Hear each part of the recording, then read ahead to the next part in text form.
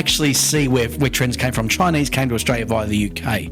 So what we know as Chinese is not Chinese, it's actually UK Chinese. So the old, beef and black bean sauce and things like that, that's not really authentic product. So the more we move away from that classic 70s kitsch sort of cuisine, the more we realise that the authenticity is actually what people are wanting. If we go back, say, to 5 years ago, sushi was a baby. Now, sushi is very much mainstream, but I think the days of bad sushi are here and moving, because the people that are supplying sushi in a bad way are probably the ones that are suffering, because people are making a value judgment based on sushi. They want a better quality sushi. Kids are making decisions now, which is really amazing. I mean, my kids are in their 20s now, which is interesting, but they tell me people that have kids that are in their, 7 to 10 know more about food than a lot of adults, and so they know that the sugar is not good for them. There's certain trends, I think, which are really developing. I think Middle Eastern food's a fascinating one. I think we've got I spent the first 2 months of this year in Jordan, Israel and Dubai, so I've actually got a real feel for Middle Eastern food. Falafel is a really amazing product, and hummus. I mean, the whole country runs on hummus now. I mean, there's hummus in everyone's fridge. We get it by the kilo now. God knows what we do with it, but we buy hummus by the kilo. We've never bought a kilo, and we go through it. It's interesting that Middle Eastern food has become so mainstream, and it's symptomatic of hummus is a real symbol of what Australians are liking. They like chickpeas, they like high protein, they don't like so much fat, they like flavour. Vegetarian, vegan is still on trend. Once again, it lends itself to Middle Eastern cuisine very well.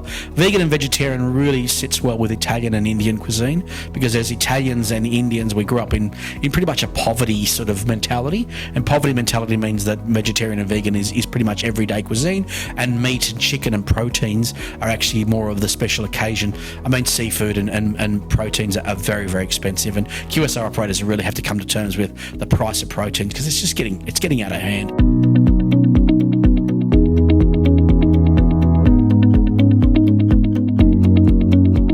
Looking for higher quality.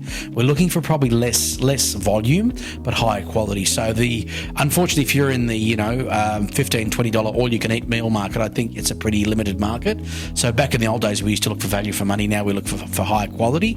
We're looking for taste. So premiumisation is in retail. It's a very, very strong trend, and it's here to stay. Once you've actually got a taste for a really good coffee, it's very hard to go back to a basic coffee. And the same thing happens with food. If you then set your sights on a really good burger, then I don't think you can go back to a normal everyday burger. We're seeing more single dwellings, so we think that there's probably 20 to 30% of Sydney living alone or single dwelling, and certainly all the apartment development has been around 1 and 2 bedroom places. So we've got to be aware that market is a consumer market. They don't really want to cook, they'd like to have a delivery. They're the ones that are probably picking up a meal on the way home. They're the ones that are probably going to the Woolies or the U-Foods in the service station and picking up a butter chicken on the way home.